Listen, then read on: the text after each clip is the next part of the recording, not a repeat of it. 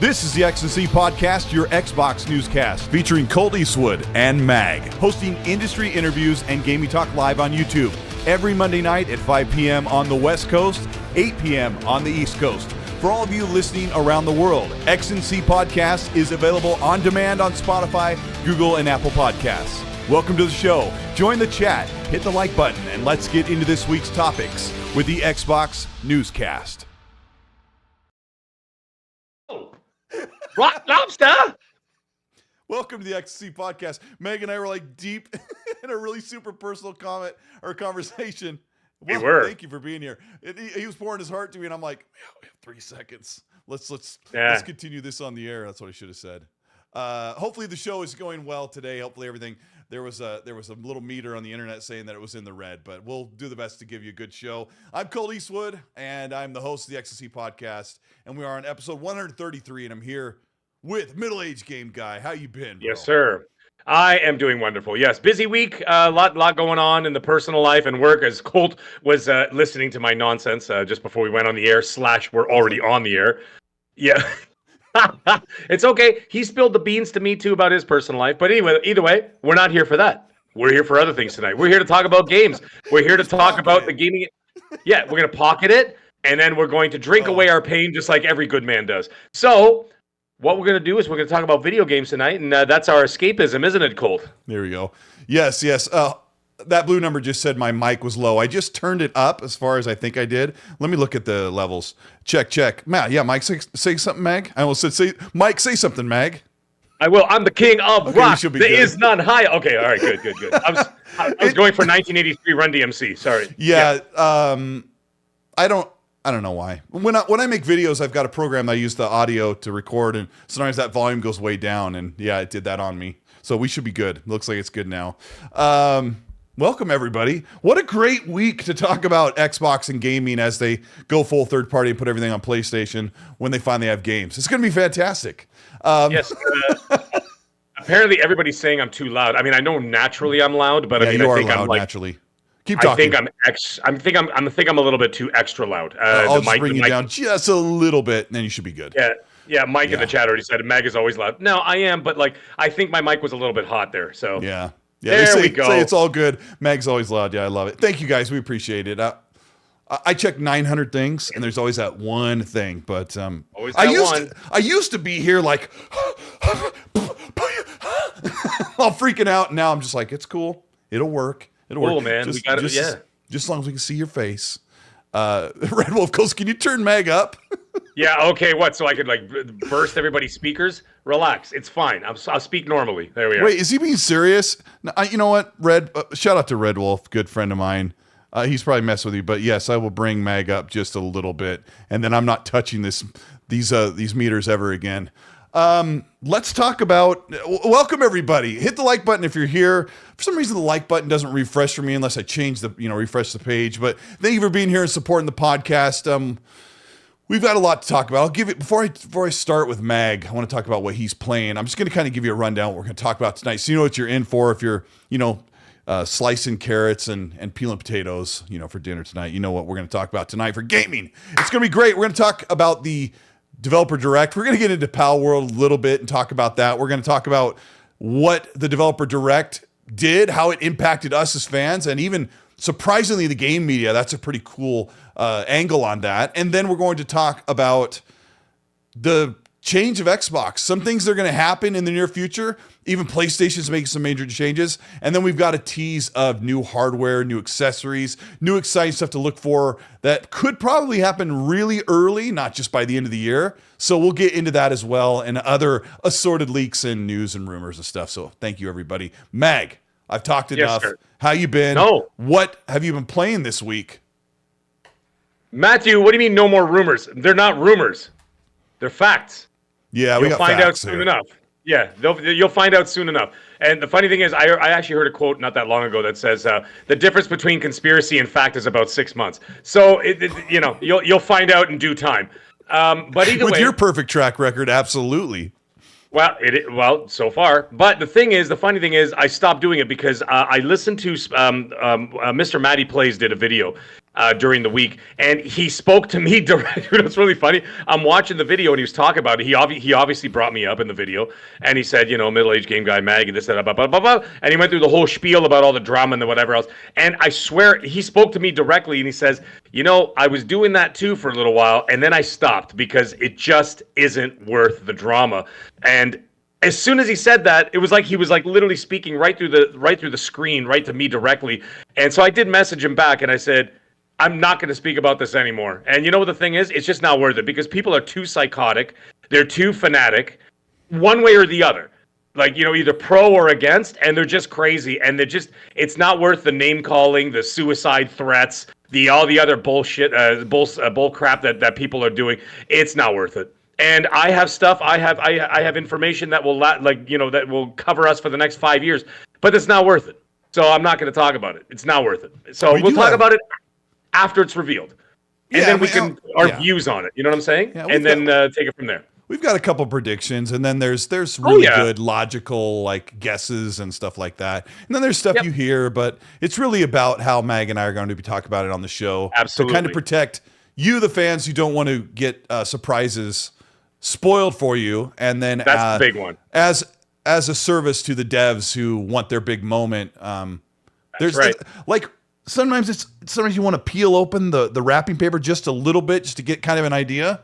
And then we'll do a little bit of that. But yeah, we appreciate you guys. And shout out to Septic Sauce in the chat who is taking a literal historic geological movement to get his channel rebranded and up. I've been asking him every day, you got a new video yet? You going to make a new video yet? When are you going to relaunch your channel? So we're waiting for him to unveil the ultimate craziness. So shout out to him for being here as well. And shout out to Happy Bomb, who's also moderating the chat. And shout out to Special Nick, who's here making sure that we don't misquote him.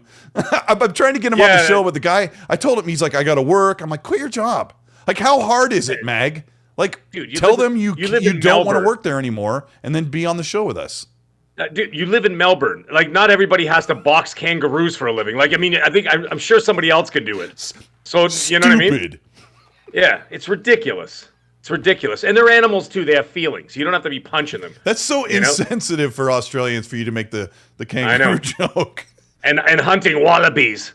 It's not. It's nonsense. Speaking of nonsense, where's that other one? Where's that other Australian that's usually lurking in the chat with nothing good to say?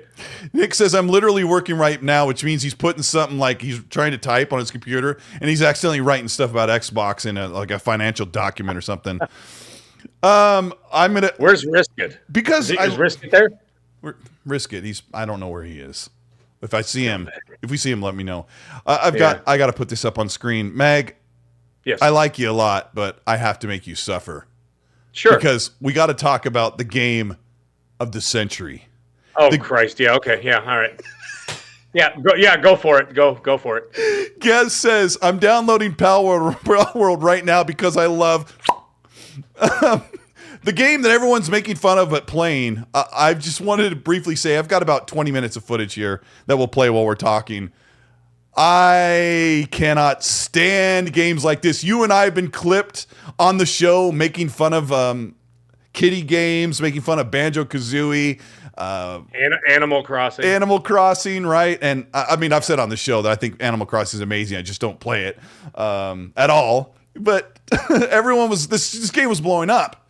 And I installed it on Saturday, and I've got 8 hours on it. Sorry, my internet is just feeling really sluggish today, so this might be buffering here and there. But anyway, what a ripoff of a great, cool game, I guess. I was playing this with my son. We're building. We're going around capturing stuff.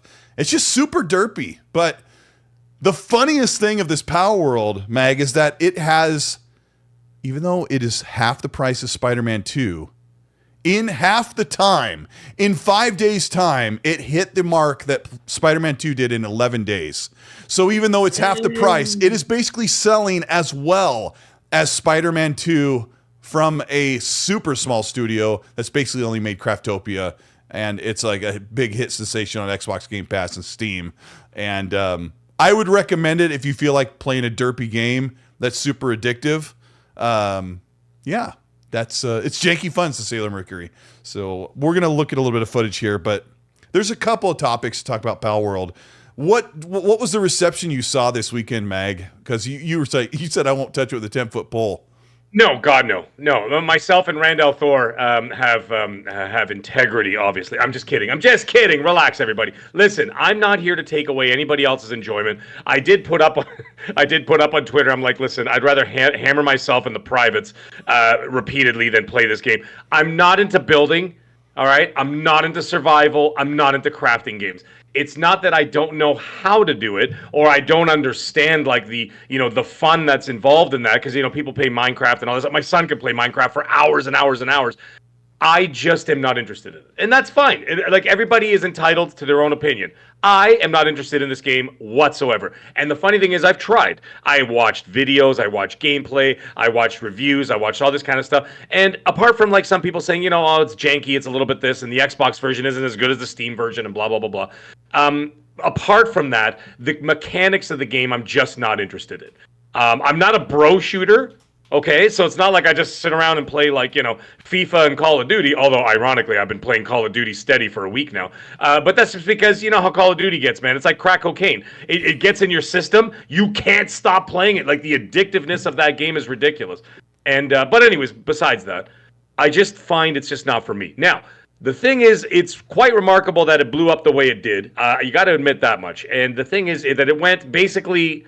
It just went viral. Now, the big thing is let's see if this thing actually has legs. If the developers, which they promised to, is to continue to support and heartily support the game, then I think the game will do fine. But the thing is, a great game or a game that's built better over time doesn't mean that people are going to go back to it. And I hearken back to something that is a very unpopular opinion, but I hearken back to the fact of Halo Infinite. Halo Infinite, they really, really worked on it. You really got to give kudos to 343 for putting all that effort into the game and making it incredible. So right now, if you play Halo Infinite right now, it is a masterclass in online multiplayer. Now it is, right? Problem is everybody left. The problem is everybody left the party. No one's going back to the party. They all went to bed, right? So they went to the next party. And they're like, well, we're not going back to his house. We were just there. So now we're at Johnny's house. Jeff's house is finished now. So, you know what I mean? He doesn't have any beer left. So they've all left that party. Now, the thing is, as they continue to improve is it Palworld or Palworld? How would you say it? Probably just Palworld? Pal. It's like you're capturing pals, yeah. Okay, so pals, yeah, all right. So, like, as they continue to improve it or whatever, we'll see if the audience audience retention is what I'm getting at. You know what I'm saying? Like, the audience retention. That's the key to all of that, is that if the people stick around, or is it just like one of my videos on Twitter? It goes viral for like 8 hours and then it starts to taper off, and then by the next morning it's done. You know what I mean? So shout out to my Indiana Jones video, which I hurt myself. This game has a lot going for how you can build up and discover more things like that. And somebody was asking in the chat why I brought up Spider-Man, and I did kind of like throw that out there and then went to you to talk to you about what you thought of the game. But there's this big narrative, if you've been paying attention, to where AAA gaming has become unsustainable.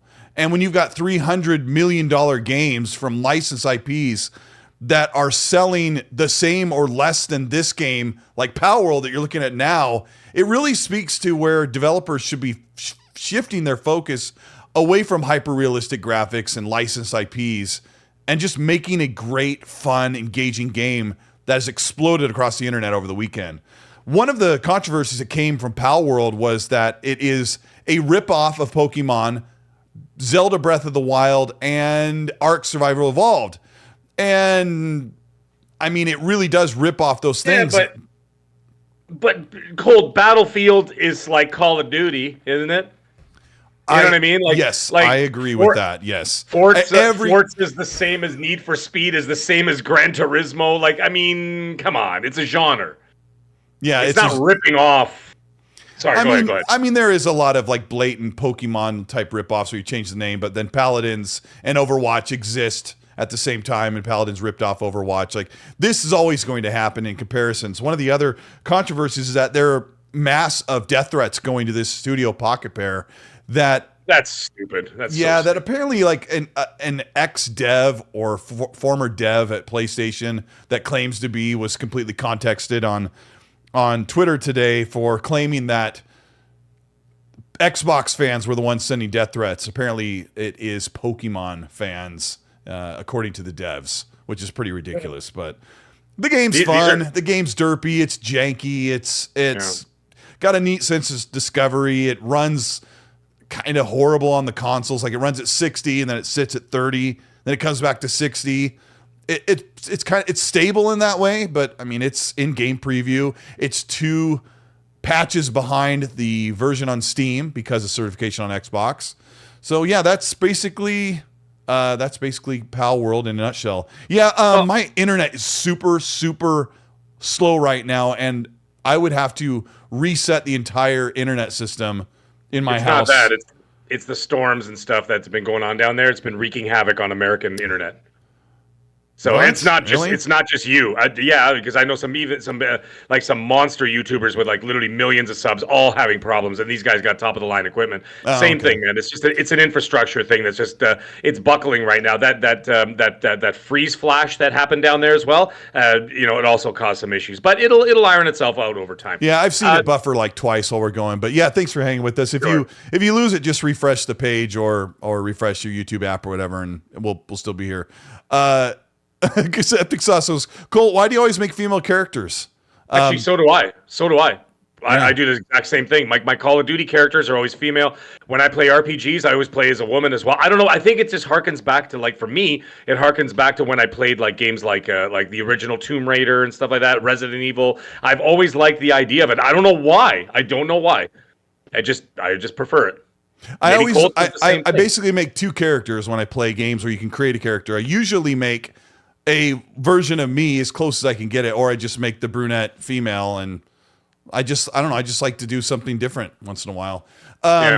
Also, it's usually if the the guy characters look so ridiculous in this game, I couldn't do it. And that's usually one of the reasons why I pick a female character. But I jumped into Fonz's game, and he came up with this character with skinny arms, skinny legs, huge torso, big mop haircut, and he was laughing so hard when he went to join my game, and I'm like, what are you doing? He goes, hang on, I'm coming into your game. And he came in wearing a loincloth, and we were dying laughing. So that's more fun than actually playing the game.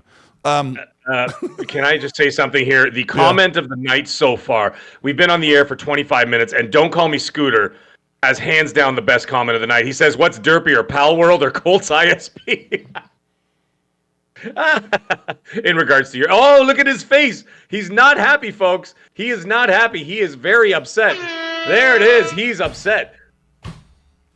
Fire. I pay coming out of his eyes. $7 a month for this internet. Oh man, $7. Yeah. I want my $2. Yeah, I want my $2. Gaz says he wants to play Palworld. He's running around half naked looking for stones. Yeah, it's amazing. It's a derpy game. We're going to stop talking about it. We got other stuff to talk about. There'd be a little bit of footage. I think it was like 20 minutes, and then it'll move to Developer Direct. Let's talk about the Developer Direct. Sure. I'll just say from the overarching before we break down each of the games, minus our history untold, no one cares. The Developer Direct, I think, was pretty enjoyable. There was a low spot where it got boring. I'm really mad that there were no release dates outside of Hellblade. I think that's a major L. So that brings the Developer Direct as a whole. Like I would give it a B or a B minus. I don't know why people give grades. You guys have made me give grades to gaming events. Like I used to be so against that when I was on RDX. I'm saying I'm not giving it a score. That's a ridiculous. It's just a show. I'm not giving it a score. Okay, it's a 4. But yeah, I would. I'm mad about the release dates and our history untold. I'm like, I know you guys got to give them props, and it's only on PC. But how do you feel about it, Mag? Before we start breaking down the games, you talking about the entire show in general, like my feelings on the show? Yeah, and then we'll break down the games. I think it was interesting. I liked the way they did it. I liked how we didn't know what they were going to pick, how they had that little collage of all the games that they were going to show that day. And then, of course, I'm like, oh, what game's going to be next? What game's going to be next? And then they circle the next game and whatever. I thought that was kind of fun and cool. It was fresh. It was interesting. I didn't find anything uninteresting, except, believe it or not, I started to like look at my phone when Senua Saga was on there for this like the 19th time. Then I started looking at my phone again. I'm like, I've seen this over and over, and actually, I was talking about it on last week. I think I was I on? Yeah, I was on Crossfire last week with Mooch, and we were talking about it. And I said, "How dare you?" Just kidding. I know, Ponybot Extreme. Anyways, I did talk about how I said, you know what? I feel like there's overexposure. Even Wandering Dutch said it. Wandering Dutch was on Crossfire this week, or just a couple days ago, and he said the same thing. He's like, it almost feels like there's too much exposure. It's something that we talked about actually last week. And it got to the point now where it feels like, remember when PlayStation had Deathloop as marketing? And my God, they showed it everywhere. It's like you open your glove box in your car and there was an advertisement for Deathloop there. Like you look out in the street, and all the signs said Deathloop. And I'm like, guys, enough. Like you're showing too much. You're taking away from not the mystery of the game, but yeah, a little bit of the mystery of the game or what it is and whatever. Just show us what we're doing in the game. Give us a nice trailer and leave it alone. Let us anticipate it instead of like showing me 90% of it. I don't want to see it. I don't want to see all of it. It's like watching like a making of a movie your before the down movie points, comes out. Your down points were way too much Hellblade, and then and then R. So what would you give? I put a poll up, and I'm letting people vote A, B, C, or D. Right, I'd say B. We'll break down the games individually, but I think it was a B. It was, like I said, it was maybe a B plus. I'll go with a B plus because I did find it. Like I said, I found it refreshing. It was a little bit different than their normal, the normal like game, developer direct / game shows that they do. I found it to be a little bit more upbeat. It was quicker. It was snappier. It kept, you know what I mean? It kept the information flowing so that you were constantly engaged with what was going on screen. So I did enjoy that quite a bit. The one thing I do like what Microsoft has been doing with their shows, the evolution of their shows over the years, is they do seem to learn. And they do seem to learn in terms of, let's tweak this, and make the shows better, snappier, quicker, more fast-paced. Harder, you know what I mean? Faster. Yeah, harder, faster, more emotion. You know what I mean? Just like a Hollywood director. Faster, harder, more emotion. Not a porn director, a Hollywood director. Sorry, the porn director does it harder and faster. Anyways, the thing is, I liked it, so I give it a B plus. Let's dive into it. Jeez, you're so chattery today. I skipped the footage past the Palworld to the footage. There's a little bit of footage that I already edited that I threw in here so we could look at it. I think they started with Avowed. So I have been kind of really on the fence about Avowed. I'm an Obsidian fan. I knew it'd be good, but I was just thinking, man, I don't know if it's going to really win me over as something I can say that I'm most excited about. And believe it or not, some people kind of have a differing opinion of how they feel about Avowed after this week. I'm a little bit more excited for Avowed. In fact, I would put it above Hellblade for my anticipated from Xbox first party. Avowed looks really fun. It doesn't look dark and gritty. It looks like a very deep RPG, and we can break down some of that stuff that you can do in the game. But Meg, how are you feeling about the corny and colorful RPG Avowed? Oh, wait! Before you, I'm sorry, I jumped ahead. I gotta say what Special Nick said in the chat while you were talking about what you didn't like. He said this before, and I wanted to get some clarity on this. He said that Xbox didn't have a bunch of release dates for later in the year because they're waiting on Nintendo. And I honestly don't understand. And Nick's still here, yes. I honestly don't understand what that means. I don't know how that correlates. And I am like on pins and needles to see, and maybe you can kind of give me what you think, Mag. Why would Xbox want to wait on release dates, waiting for a Nintendo Switch 2 announcement like in the spring? I don't get it. Well, the possibility is that Nintendo will be launching their hardware this fall, but the thing is, that's the only thing I can think of. But the only thing is that generally, statistically and historically speaking, Nintendo generally launches in the beginning of the year, somewhere between January and March with new hardware. Right? So like the Switch launched in March or February. I think it was February, late February, early March. Yeah, and people are thinking that the Switch, the new Nintendo console will release before the summer. We'll just leave it at that, I guess. What? This summer? Yeah. Like no, I don't think so. I don't think that's the case. I haven't heard any whispers about that. Maybe you never know. Maybe I'm not always right. Boy, Nick, I need you to follow up with this, but Nick's saying no one wants to release their game in the same month as a Switch does. So maybe even Xbox doesn't know. Like I could be saying that they're going to release it in March or May or something like that after their reveal, but maybe they don't know when it's going to be. I'll keep an eye out for his chat.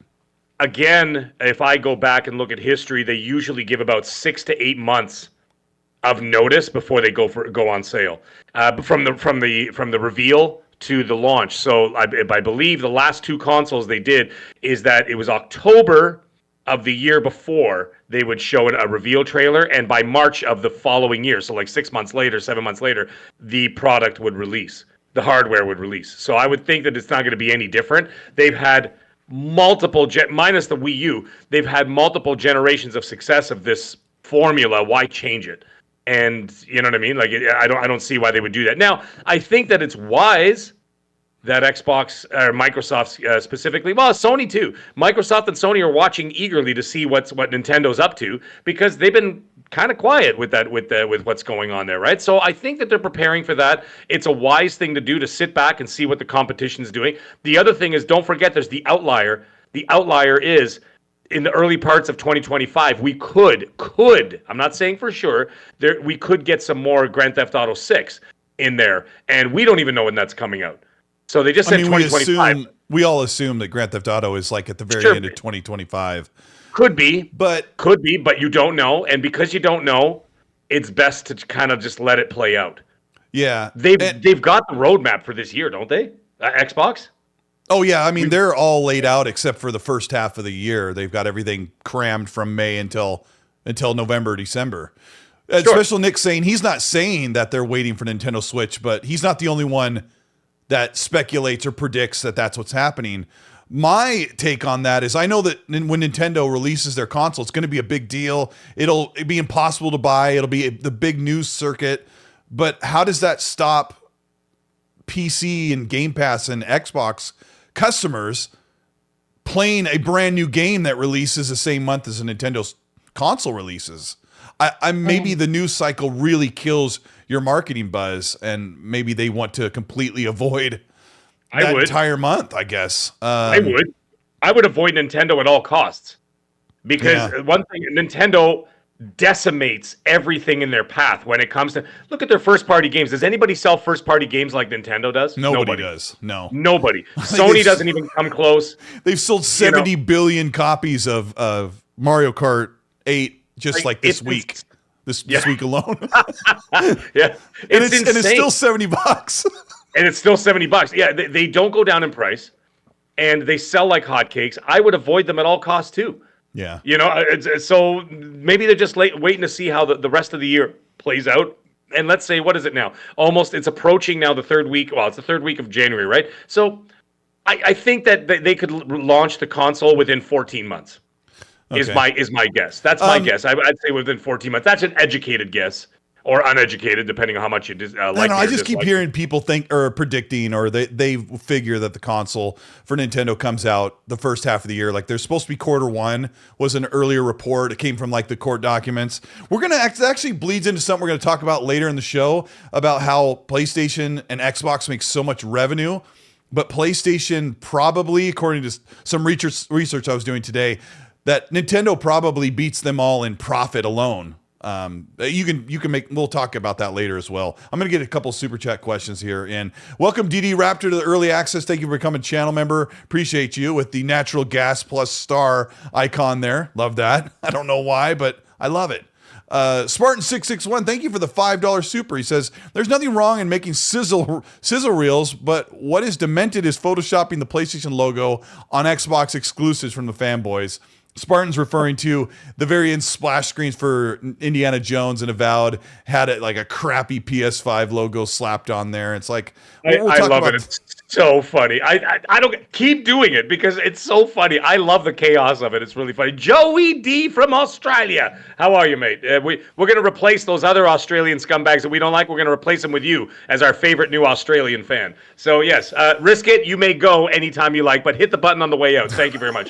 Carry on, to make sure that whatever Australian friends we have, that they're not stronger than us. So Joey B, hopefully you can only arm curl 5 pounds, and then what do they arm curl over there?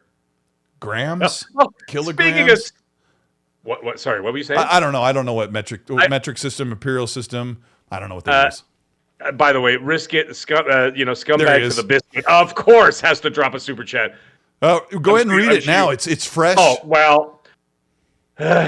Risk it for the biscuit, an unfortunate member for the last 28 months, loser. Can't believe Mag said it would be 68 months until Switch 2 launches. It's like a baby or something. I don't know any baby that takes 68 months, but okay. Much love to Colt, Mag, and all you guys in the chat. Risk it. We love you, man. Oh. And you know what the thing is? At the end of the day, let me tell you something. If I don't talk about you, that means then I dislike you greatly. If I talk about you, rib you, make fun, take a few jabs, we love you. That's why you never talk about Special Nick, right? Well, Special Nick. We gotta get Nick on. Mr. Good Guesser. Quit your job, Mr. Nick. Good and Guesser. come Nick. join us on Ecstasy sometime. Leave the ruse alone. LA Chargers fan with the $2 super chat. Thank you, LA Chargers fan. LA Chargers. All right. Enjoying the show. Shout out to my best friend, Carrie Kaverga. All right. And then he says also Cool. my BFF, Elver Galarga. You know what? I should have read those in case those were phonetic, like. Oh, yeah. It probably was, and we just missed it. If they were, I'm not smart enough to know. And they weren't racist, so I think I'll be okay. Jeez. Hey, Yodona Kizana says 4 years of X and C. He's been 4 years. That's not true, is it? No, 4 years of being a channel member on the channel. I don't know how long the show's been going. 133 episodes at about 48 per year, what we end up doing. But thank you so much, Yodani, for being here. Hargit Johnny, thank you for the $2 super chat. I'm just like starting to cold sweat over LA Chargers, like possible troll he did on me. I'll be all right. We'll see if I get canceled tomorrow. Hey, if we do, we'll throw a big party. Hargit Johnny, thank you so much for the 2. He says, Xbox had an extended look at Avowed drop today. Yes, Jeff Rubenstein and Tina Amini from the official Xbox podcast interviewed 2 devs from Obsidian, and they showed some extra footage of Avowed. One of them, which isn't in this edit I have here, showed the character diving under the water and swimming, which is like, oh, wow, in 2024, your character can swim. But, I mean, yeah, it's going to be amazing. So, I don't know. That's Avowed. I don't know what else there is to talk about. Hargit says, I think Switch 2 is in September, and I have the same concern. Too many games will come out in the fall. Xbox need to figure out when to drop their games. My take, Mag, is that Xbox is waiting until a 4-month window to give their release dates instead of giving them out 6 to 8 months in advance and then have them way too fluid for delays, which everyone freaks out about. That's my take. I don't line up with they're watching out for Nintendo. I think they want to get closer to that actual release date before they give it. What do you think about that? It's a tough nut to crack here because, I'm not hearing, like, when it comes to the Nintendo situation, I haven't heard a damn thing. And that maybe the people that I talk to are just not interested in it. Maybe that's not their wheelhouse. As for Xbox, you talking about the release dates themselves, like the actual dates. I mean, they gave us Hellblade, which you predicted correctly, by the way. Didn't you hear about that back in like November? I think it was. And I saw that tweet. I think it was December. Yeah. Oh, was it December? Okay. So did they make fun of us too? And so Nick was like, "Now you know how I feel." I'm like, "Yeah, I know it sucks." Yeah, Nick. I'm with you now, okay? That's why I don't talk about it anymore. Like, I mean, even, like, it was literally Boxing Day in Canada and other places of the world that have Boxing Day. It's the day after Christmas for the Americans that don't have that day. That's when I first heard that Indy Jones was going to be at the first showcase for 2024, right? So that was like 3 weeks before it even happened. And I'm like, I'm not going to say this. I'm going to look like a damn fool. Well, lo and behold, it was there. And then, of course, the other one was the Visions of Mana. Knew about that as well, and I knew about that about a week before. And I'm like, I'm not saying any of this stuff because it's too risky, dude. Like, people are gonna go nuts. They go crazy. They come after you, and I'm like, ugh, I don't want to listen to this nonsense. It's too much noise. I'd rather just let it happen, and then we react to it in real time, just like real fans would. You know what I mean? It's not, we already. Anyway, I don't want to get into all that. But what I want to get into is I don't know exactly what Xbox is going to do with these release dates. I think they're also waiting for Sony. Let's not forget Sony. We're talking about Nintendo here. We don't. I mean, other than the first half of the year, we don't know what the hell Sony's got coming up in the second half of the year. Maybe nothing, for all I know. I mean, it could be nothing. It could just be third-party deals. Like Silent Hill 2 remake, for example. That might be one. A big title for the fall, whatever, and who knows what else. So Xbox has got. They've given you the roadmap. They're showing you what's coming out this year. Now they're just going to wait and see how all the other pieces fall into place. Yeah. And I'm not saying that they're waiting specifically for Sony and Nintendo, but they kind of want to see how the rest of the year's playing out, and then they could plan around that. I've talked about this a million times. You don't just, unless you're Rockstar or Call of Duty, you don't just willy-nilly throw stuff out there because it could clash with other products, right? You don't want to do that. You want to give each product time to breathe so that the consumer, especially in this current financial climate, you want to give them a little bit of time in order to be able to say, okay, you know what, I'll spend this $70 here, $70 there, and then I got Game Pass going on over here, and then I can buy another $70 over here for this game. You know what I mean? And then you want to introduce new hardware? Not a chance. Because Nintendo's going to release hardware, and when it's new, it's going to be $500. Yeah. Okay, it's not going to be $199 like the Switch is now. It's going to be a $500 console. The Switch, too? I think it'll be easily. I would guess 400. Hey, 400? I say 499. I'm thinking back here in the background about the show. If I restart the internet, would you guys be okay if you waited 5 minutes for me to reset the internet and it should refresh back and reconnect us? Because I use OBS to run the show, and I've never seen this before, but the bar is like all the way red, and I'm pretty sure if I reset the internet, it'll be back. So I'm going to walk out the room, and I'll be right back, Meg. Okay? Yeah. So, he's physically walking out of the room.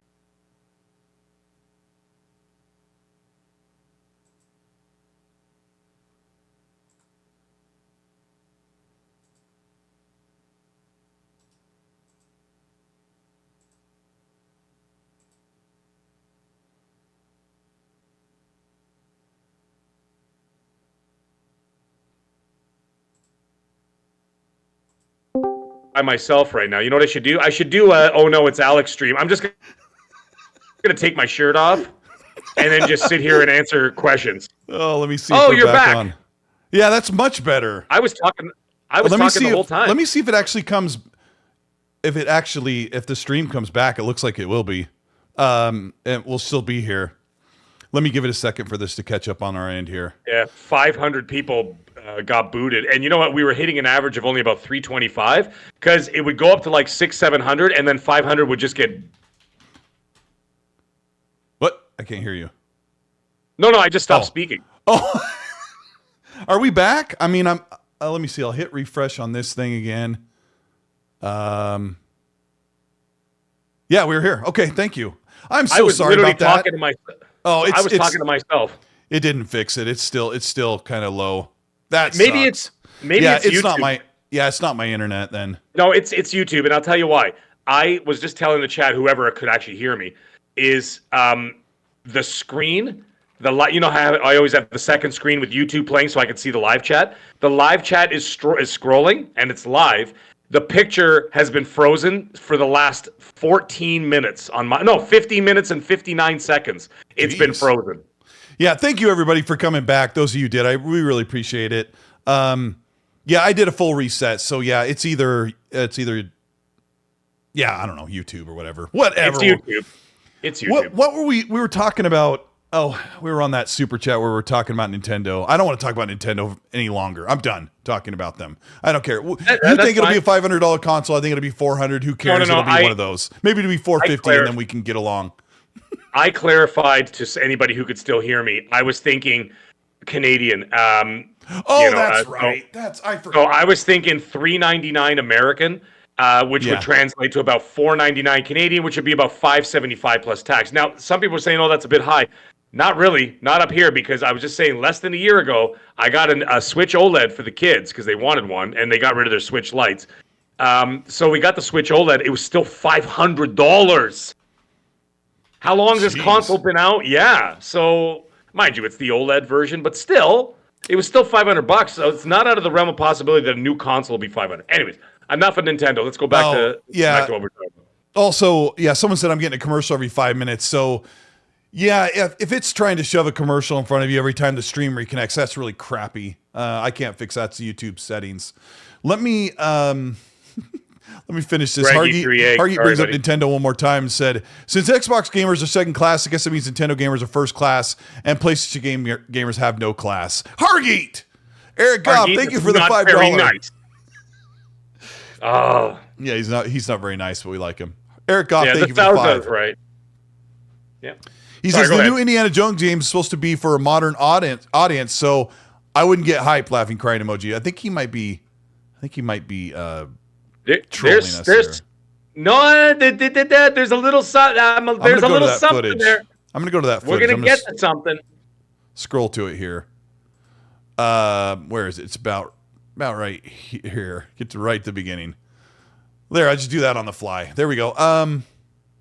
Let's talk about Indiana Jones. It's a big problem for first person people. So I'm going to put a poll in the chat because I think I know where this is going to go. But go ahead, Mag. Tell me what you think of Indiana Jones and the showing. Okay, so when I watched the live stream, for whatever reason, the live stream was absolute. It was like it was blurry. It was choppy. It didn't really show that, like, it didn't look good. It didn't show well. And I'm watching this and I'm like, what the hell is going on here? And I'm like, is it just the stream or is it the game? So I'm like, let me reserve judgment, wait till the stream is over. And then what I'm going to do is going to go back. And you know how you can always go back later and watch it in 4K with no buffering and all that nonsense. Yeah. And I have blazing internet, like literally the fastest internet in North America. Right. So it's just, there's no way it was the internet. There's no way it was buffering. So I'm like, let me see what's going on here. I watched it again in 4K, and it was beautiful. I mean, it was great looking. Now, okay, some of the animations look a little bit, that Bethesda jank a little bit, and it looked a little bit awkward. Like, you're just punching guys and stuff. I'm like, that looks kind of weird. But I'm like, okay, whatever. The game still looked much better on the proper showing. So I'm like, okay, This looks great. I'm a lifelong Indiana Jones fan. I have posters on the wall, framed posters on the wall of Indy Jones, and even not Marion, but Willie Scott. I have a great Temple of Doom poster, and so I'm a big fan. So obviously, I'm going to play this game now. In regards to Poochie, thank you. In regards to that super chat, and about I did see that, and a couple of red flags did show up there when I was like, can we not go the Disney route, please? This is supposed to be about Indiana Jones, not the female protagonist. Nothing against whatever. I'm just saying we're supposed to be and then when the guy said we're making this for modern audiences, that's when more red flags than a Chinese parade showed up. And I was just like, okay, what does that mean? And I'm like, okay. So I was like, then I watched the thing and they're talking about it and like, now there's a female protagonist. Then I watched the trailer again and I see her save Indiana Jones twice. Right? Really? And I'm like, I didn't notice this. Yeah. There's even a scene where like he's on a stone solving a puzzle and the thing starts falling and he's going, whoa. And then of course she swoops in, saves him. And I'm like, okay, we're doing this now, and I'm like, all right, let's be careful, Machine Games. Can we not go down the Disney Lucasfilm route and just leave it as the way Lucasfilm used to do it? You called it Indiana Jones. We didn't need another protagonist in the game, right? If you wanted to make another game about a treasure hunting female, you should have done one. It's called Tomb Raider. It's coming out in the next few years. And I'm more than happy to play that because Tomb Raider is one of my favorite series of all time. So don't think I'm being a bigot or anything like that. The idea is that if it's called Indiana Jones, leave it with Indiana Jones. We don't need any of that other nonsense because you know what's going to happen? People are going to lose their minds. There's already enough focus on Xbox and everything else in a negative and positive way. A lot of people negative because they're always trying to tear them down. They're always trying to tear down Xbox, right? Don't give them the ammunition. Don't give them the ammunition they need to continue to do that and put this in a bad light. So that's in regards to that super chat. Anyways, apart from that, I'm really looking forward to the game. So, okay. At the end of the day, it's still Indiana Jones. However, I don't want to play as this person, whoever this other the woman is. I don't want to play her. I will play. I mean, I don't Lara think Croft. we would be playing as this girlfriend or love interest, but that's weird. It says she says she's the other protagonist in the game. Okay, well, I don't know if that means playable, but okay, Meg, I hear your complaints. They went right past me or right over my head. the many times I've watched it. That wasn't anything that I know that people were hyper focused about that developer wearing the rainbow shirt, and they're like super mad that this is the reality. Oh, it had nothing to do with that. It had nothing to do with that. I saw some people point that out. Yeah, I know. Like they're like, oh, look at he's wearing the rainbow shirt. It's all going to be about LGBTQ. And then I'm like, no, we're not. That's got nothing to do with it. My thing is, if you're making an Indiana Jones game, focus on Indiana Jones and his story. Because if this is going to take place between Raiders and Last Crusade, yeah, right? Because it goes, Temple of Doom, then of course Raiders, and then Last Crusade. If this is taking place in between there, those three films were focused on Indiana Jones. Now all of a sudden you're going to completely change it. Well, I mean, Last Crusade was focused on him and his dad, like half and half, right? That's fair, but that's okay because he's another guy, right? Yeah. No, that's not what I mean. I didn't mean I meant like yes. I understand what you're saying. Yeah, I know. You're taking care of a franchise that takes place in the late 1930s. Like you don't need to have any sort of modern sensibilities in the game. This is an era in the 1930s when you slapped a woman and then you kissed her, right? Like that was literally the era where a guy comes at you with a scimitar and you shoot him with a revolver. That's the era. It's the great, wonderful era of the 1930s. You're trying to rewrite history. That's the stupidest. That's why everything in Hollywood is failing miserably outside of Barbie and outside of Oppenheimer this year and a couple of sprinklings of like Spider-Man and whatever else. Everything else has been failing miserably because they're trying to rewrite history and it's not working. People are not gravitating towards it. So don't do that to Indy because they already tried it with Indy with the movie, and guess what? It was the biggest flop of the year next to the Marvels. Wait, hold on. Did they try to modernize the Dial of Destiny? Because I love the flashback stuff when he was young Indy, and that was so cool. I really enjoyed cool. I could have watched the whole movie like that. So I could have watched an entire movie of that. Yeah, I was very, very privileged to have a reply from the guy that plays the villain in this new Indiana Jones game. I'm looking for it right now as I shoot. Where is it? He said, I need to find it. He was basically telling people that it's okay that the game's in first party. And I'm going to find it here because he said that it's time for us to stop playing Indy and being Indy, basically was his quote. Did you see this one? I didn't see it. Please find it. Pray tell. I'm gonna hold on. I gotta search for it because it doesn't want to show up. But sometimes I don't think about getting these things ahead of time. But this guy who plays Indiana Jones, the villain, is so cool. Let me look for it. Yeah. I did see something about him. He was talking about the role and everything else, and I can't remember his name for the life of me. Here it is. Jeez, it was like hiding from me. His name is Marios Gervilis, and he looks just like that evil Nazi in the beginning of the trailer. He has hair like this, like cool hair like I don't have. And he has it slicked back in the game. He says, hot take, maybe the new Indiana Jones game is a first person and not third person because on a meta level, it is time in your life you stop playing and start being Indiana Jones. And I love that quote. And somebody replied to him, goes, you know how people are on Twitter. My emoji. Oh, yawn. He says, not having a third person is a missed opportunity. And I replied to that guy and said, copying most other games is not the answer. I want machine games to do what they do best. I can't wait. And this Marios guy liked that and followed me. I'm like, you don't have to follow me. I'm nobody. So I've just got to say that I want it to be third person. I'm with Riskit. Like I did want it to be third person, but I had a feeling it'd be first person because of machine games. But I'm also a major fan of their games. And I also know what you guys don't want to admit is that first-person perspective is, you're going to get mad, it is probably the superior way to play games. Being behind the hands, the weapons, being like behind the eyeballs is the most immersive and most tactile way to play video games. And stop forgetting that you love games like BioShock. You love the Call of Duty games. You've loved all these first-person games you played over the years that are just classics and amazing.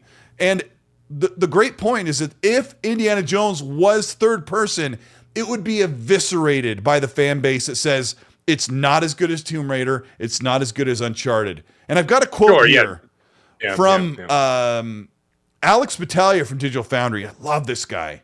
He said, I got the quote here. Actually, what I did was I had to kind of condense it.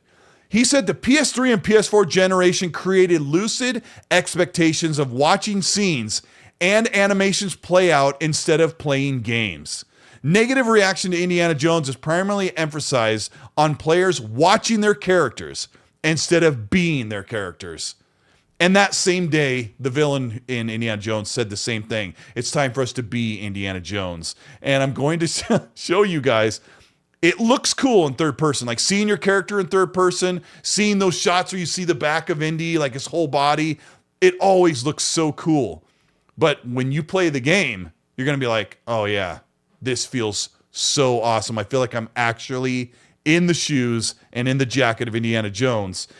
And if you played a lot of Starfield, I'll bet you ended up going to first person a lot because it is actually the superior place to play, loot, interact with the world instead of fumbling with a third person camera at a 30-degree angle or whatever it is. That's my take on Indiana Jones. Bookended by, yes, I would have liked it to be third person, but I'm going to let Machine Games do what they do best, and I'm going to sit back and enjoy the game this fall. You know, the thing is, you're not wrong when it comes to the immersion of a first-person perspective. You look at a game like Avatar that just came out a month ago or whatever, right?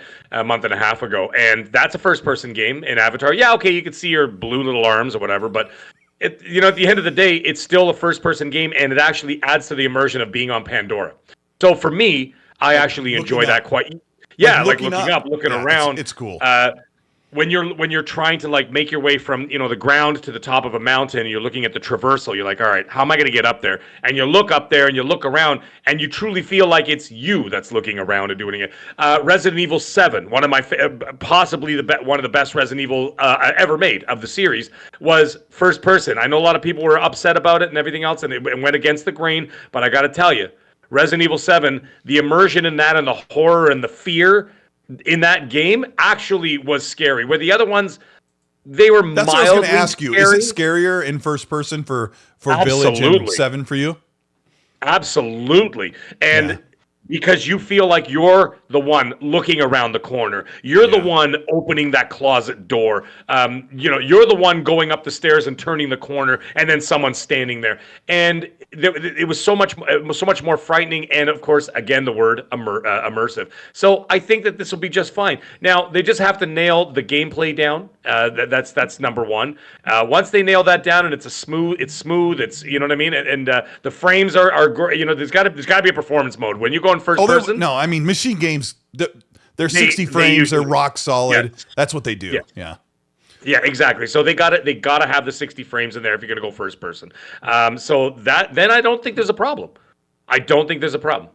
Okay. I'm okay with all of that. And how cool would it be, Colt? You're going into a cave or some kind of antechamber underneath like a pyramid or whatever the hell. Yeah. And you're going around, and in first person, how cool would that be? You got like a torch. I mean, when you're in third person, it looks awesome, and you got a torch, and you can look up and still see your character and get a look of the view. But it's just not the same when you look up and it's like that VR style moment, except you have something strapped to your chest that's sweating and put a red line around your face, right? I think we're in agreement, Mag, that you and I we're excited about it. We would have liked third person, and we hear you guys. We would have liked third person as well, but everyone keeps saying let them cook, and this is literally the time when you say let Machine Games do what they do so well. Also, the producer of this did Chronicles of Riddick. He did Wolfenstein New Order and New Colossus and Old Blood. Game. And great game. He did another game. Those are all. Yeah, he did those another. Those are all hot games. Okay, Tom Cole, Keegan those are all is his hot name. Games. All right, Tom Keegan. Yeah, he did. Hold on, I just had it here. There's one more game I thought was weird. Oh, it was Hulk.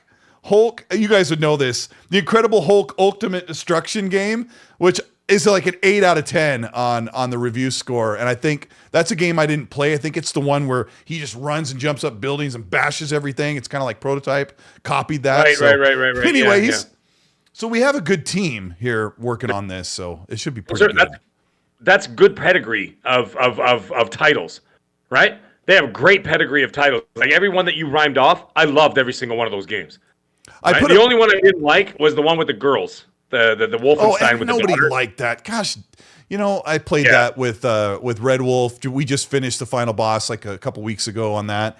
I played the entire game with Dealer Gaming, and the whole time we just made fun of it. I wish I would have understood that Arcane Austin was the main team behind that made Redfall. I didn't put those together. Oh, what a mess. I did a poll, said, Indiana Jones, what do you want? 31% say first person, 20% say third person, and 50% say whatever Machine Games wants. Yeah, and that's what I picked. I love to hear that. That's what I picked. What's up, Mav? I see you in there. Yeah, you and I could suffer together with your Cowboys and my Buffalo Bills now. Yeah, all right. Anyways, we'll move on. Youngblood. That's the one that sucks. Oh, I forgot. Yeah, is there Monday Night Football on tonight? Because I didn't even check. It's all done? No. It's done. It's just now they're on to the AFC and NFC championships. Okay. Next Sunday, that's it. I wanted to look at this list because some people were talking about first-person games they like The Darkness, somebody said. Fantastic. Oh, yeah. Said that. Yeah. That was a fun game. I remember that one. The other narrative, Mag, was that all of a sudden, thanks to Special Nick for pointing this out, because he goes to Recenter, and I wouldn't touch that with a 10-foot pole, that place. But he said there was a massive thread of people saying, I can't play first-person games. They make me so motion sick. It should have been third person. I can't play in first person. But these same anti-Xbox fans were saying this while they're like, PSVR VR 2 is the future. Or they're going to pretend like they don't love Crysis, or they don't love BioShock or Borderlands. What are some other... Apex Legends, Titanfall, Call of Duty, what a Battlefield. Help us out, chat. What are the big, unmissable first-person games? Not just first-person shooters. Big Boy Barry says Redfall is good. No, it's good for the trash. But sorry, I didn't freeze either. Yeah, I wasn't sure. I wasn't sure where you were going with that. Battlefield, Call of Duty, all those Medal shooters, of Honor. all those games. Talos Races, Medal of Honor 2010? 2011? I think it was just called Medal of Honor. Oh my gosh, it was so good. It was like kind of their reboot. It was so good. You know what? Hey, there's Nick. Mirror's Edge.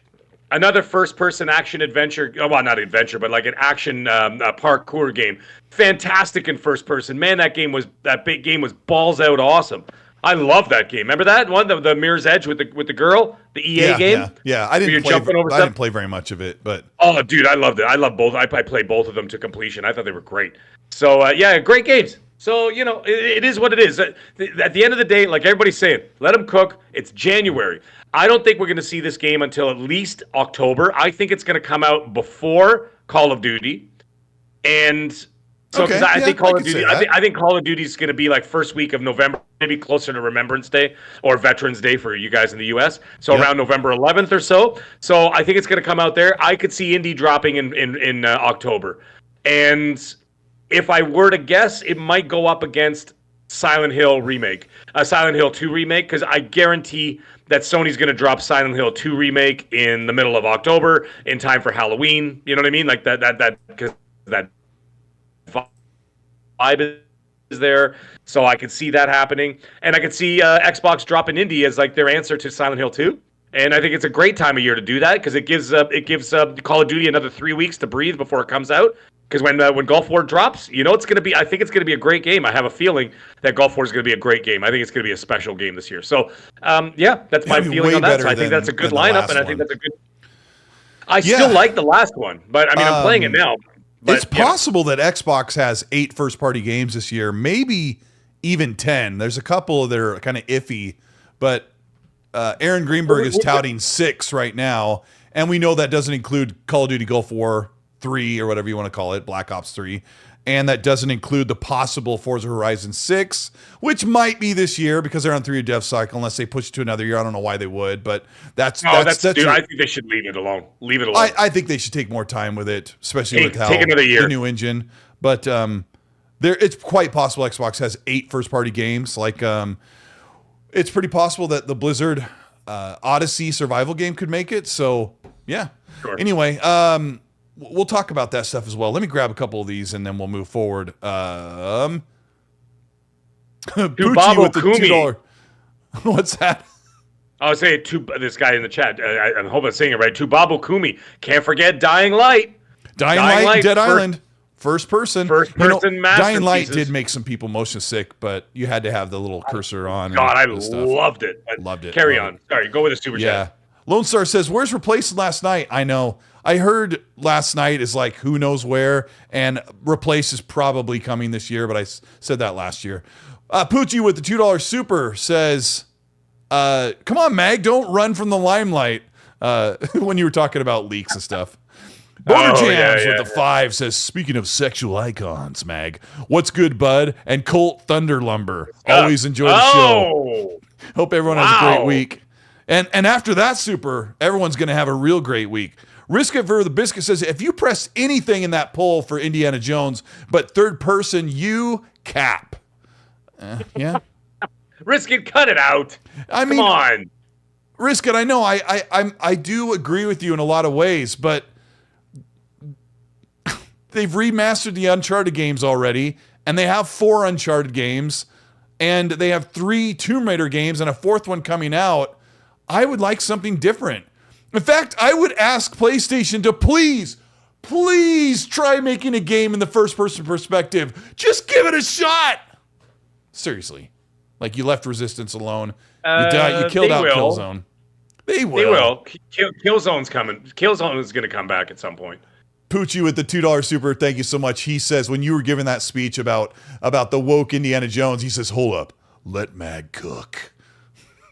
I wasn't, listen, and I want to clarify something before people run with this, because they're going to run with it anyway because people are idiots. I have no problem with female protagonists in games. If you watch the beginning of the show, we literally talk about how when we play games where you pick characters, I play as a female character every single time. One of my favorite games of 2021 was Horizon Forbidden West. Loved that game. Sure, call me a pony bot. I absolutely adore Tomb Raider, one of my favorite top 4 franchises of all time in gaming. And all those things. And I love playing those games, and I love playing as the female protagonist because that is the focus of the game. But if the game is called Indiana Jones, I don't need somebody in there to save his ass from what I saw in the trailer twice. I don't need anybody to go in there and save him. We don't need it for a modern audience. We don't need it for an old audience. Just make a game about Indiana Jones and keep politics and your bull crap out of it. I'm going to be honest with you, Mag. Have some fun. I'm going to be honest with you. If I went into that tomb with my wife, she probably would save me twice. But I'm not as tough as Indiana Jones. I don't think it's his wife. Wouldn't that be funny? It's like, there's a spider. Yeah, when I was watching the trailer and he reached his hand in there, I was in party chat with Rand while I was watching it, and that tarantula came out, and I was sitting here like this with my headset on, talking to Rand, and we're watching the trailer, and that spider comes out, and I go, oh! No, I did the same thing. I freaked out because I was on the couch watching it. I just got home from work, and I had my feet up, and I'm watching the thing, and he puts his hand in there to grab the lever, like us. And it looked like, I know, it looked like the lever he grabs from Temple of Doom, where he reaches in and they have to pull the thing to make the door go up because the spikes were coming down. Remember that? Yeah. We are going to die. That scene.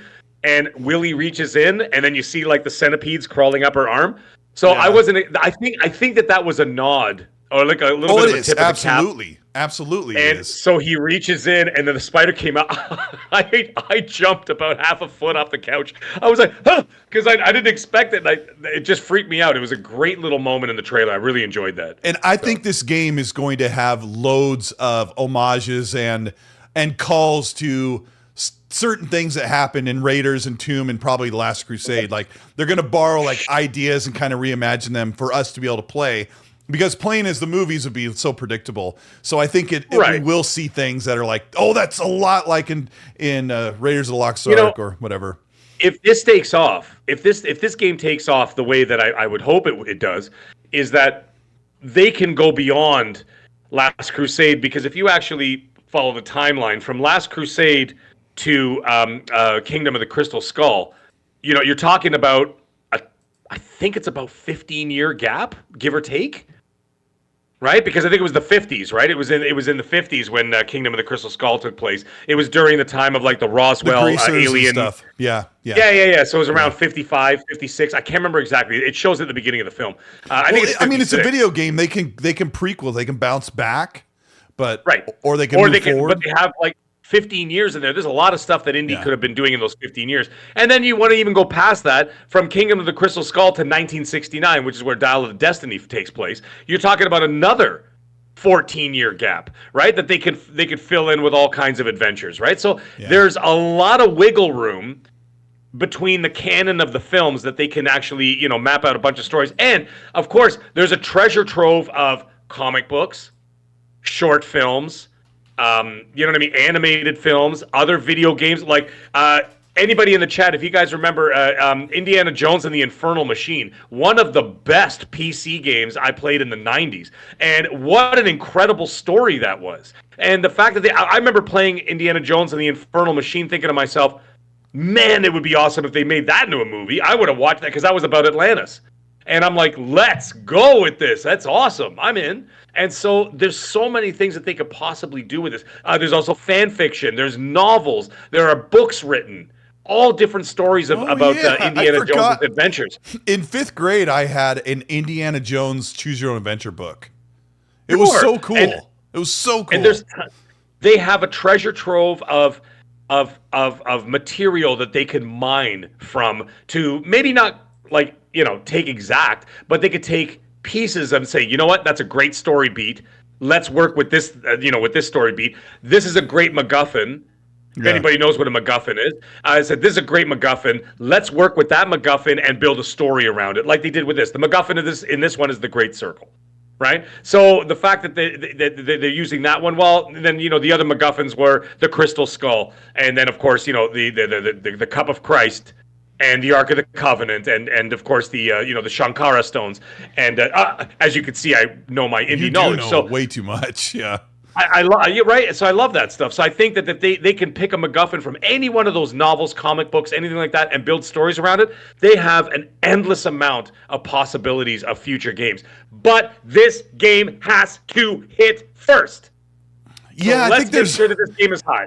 I think it's the reason why they cited the Wolfenstein series to bring in Indiana Jones. Yudana Kizada with the $10 blazing yellow super chat. Thank you so much for this. He says, I actually took a step back and realized that I mainly wanted third person to be just one to compete with PlayStation. Eventually realized the devs know what they are best at. Let them cook. Yeah, I mean, I agree, O'Donnell. It is really about that one game to compete with Uncharted or something like that. And in all reality, it's ridiculous. This Machine Games is great. You're getting an actual unique type of game instead of another cookie cutter third person game. I said on the show before, and it's a really controversial thing, but you never know. In a year or so, these third person action adventure, over the shoulder, cover based with stealth elements and accommodating a small child through the wilderness, like those type of games may become so passé at one point where if Xbox was chasing that trend, they could arrive at it way too late when it's way far too late. So, yeah. Shout out to the chat for coming up. Shout out for the chat for coming up with all the Indiana Jones titles. Are you reading these, Colt? I was reading a few of them. I was away from Indiana Jones and the Great MacGuffin. What does MacGuffin mean? Yeah. MacGuffin is the object that you're trying. It's the object that the story is built around. Oh, okay. So what they do is, for example, or the Crystal Skull. Right. So can't they come up with a better word than that? No. I'm going to start calling you MacGuffin Game Guy. Well, yeah, MacGuffin Game Guy. Yeah, exactly. So when George Lucas pitched it to Spielberg, he said, I got a story way better than that, because Spielberg was going to do a James Bond film. And Lucas said, I got something way better than that. And he's like, I'm doing a story. He goes, oh, way better. You're going to direct this next movie for me. He's like, I got the story. And what he did is he said, Ark of the Covenant. And he goes, what about it? And he goes, that's the story. So that was the MacGuffin, is the Ark of the Covenant. And then what he did from there, that's how he got him to. Then he built a story based around 1930s action adventure serial films, right? And that's what it is. And if you actually go back and see some of the footage of 1930s action shows and whatever else, and I can't remember the guy's name for the life of me. Not King Solomon's Mines, all those things. It was they used to do pulp fiction novels. Damn it, I can't remember his name. And they were in the 20s and the 30s. You can actually see some of those things, and what you see, that guy, which I can't remember his name, he's like holding onto a rope on the back of a horse being dragged on the ground, just like Indy was in Raiders when he was holding onto a rope on the back of the Nazi truck and whatever. And it was like shot for shot from like the 30s, right? And from those serials from the 30s. Someone help me out. Anybody remember what that thing is? I don't know. It was. You're just describing all this stuff where basically Uncharted was 100% Uncharted is. What if Indiana Jones was in 2009? Like you had the truck chases, you climbed on the train, and you went inside the tombs, and you had the puzzles and all that stuff, and that's why we like Uncharted so much. Let me move on from this. Alan Quartermain, that's his name. Oh, geez. Alan Quartermain. Alan Quartermain was an action adventure star from 1887. Was when his first appearance was, and he was doing all the stuff that you see in the Indiana Jones movies, and they actually made serials in the 30s and 40s, which Lucas used to watch, and hence the idea of Indiana Jones came about. Carry on. It. Yeah, I mean, I think it's going to be great. It better be good. We'll wait till we see more, but I think you're right. I think it is coming out at the end of the year. So I talked about this last week. I'm just going to say this and move on. Final Fantasy is probably coming to Xbox. In fact, I would think that we would see Final Fantasy 16, which was exclusive to PlayStation last year, come to Xbox by the end of the year or early next year, and then Final Fantasy 7 Remake is coming when that all gets wrapped up. I said that in my video on Thursday. So Final Fantasy is coming. Visions of Mana was just like the entry to that. It's the floodgates have opened. There's going to be, Jez Corden even said, quote, more is coming after this rumor of Final Fantasy 16. So there's supposed to be a lot more. Yes, there is. There's quite a list. We also talked about Halo Infinite, and we talked about the Certain Affinity team. I apologize about the cancellation. Well, the words I said was that it was shelved. I'm going to wait till we hear more, because the Halo team has been absolutely silent on expanded content or additional story-based stuff, and maybe Certain Affinity is going to give them like a whole new treatment for Halo. Maybe we'll see something like a whole new Halo game. That's what I would prefer, Mags, to see somebody else besides the 343 team lead Halo and see where it could go, because I think that blood needs to be completely re-energized or just completely changed with new eyes. I would love to see something like that. Yeah, think ODST. I'll leave it at that. I mean, I like spin-off games, and ODST is one of my favorite. So Nick says, put respect on my name. Yeah, I am. I always put respect on your name. Why are you screaming? Nobody's talking about you in like 20 minutes. I think he's just looking for attention. Well, him and I talked behind the scenes about some of the misreporting based off of little things that are said on his show or my show or somebody else's chat and all that stuff. And shout out to Nick for putting up with some of the nonsense there. But I think there's more to do with Halo than taking Master Chief's helmet on and off on the TV show. So I hope they do more and trying to change whatever work they're doing into something we can be excited about. And I would hope they would say something soon about that, because I don't know. My guess is I don't think we're going to get the extension of the story in Infinite. They're just going to leave it like they did 5. Nope. It's done. Stupid. So stupid. No. Okay, let's... like I said, think ODST. I like that. I really do. Let's talk about new hardware. Xbox leaked in September on their own accord that they were going to put out a digital Series X and a new controller with it. Like pack in a new haptics controller, which would mean all these back here would be obsolete. If Xbox did make a new controller, Mag, that had haptics in the center, had more of a tactile feel, rumble triggers, vibration on the handles, or the offset vibration, and then haptics in the middle, then I think the Xbox controller is perfect. It's got the best thumbsticks, it's got the best triggers, it's got the best feel, it's got the best power options, and if all it needed was that extra piece of haptic, what if, why wait until the fall? Like, do you think maybe they get this console out earlier? Because I'd like to see it like pushed out before the showcase or around time of the showcase, and get this console in our hand, or this controller in our hands, so we can start playing games like elevated. What do you think about that? Well, first and foremost, yes, absolutely, and that's the one thing. That's the one thing that drives. Believe it or not, a lot of people talk about it, and people can poo-poo it all they want, but a lot of people talk about that DualSense 5 and the immersion, the added immersion that it has in the games. People will purchase games on that console because it has those extra features on there that actually add quite a bit to the gameplay experience.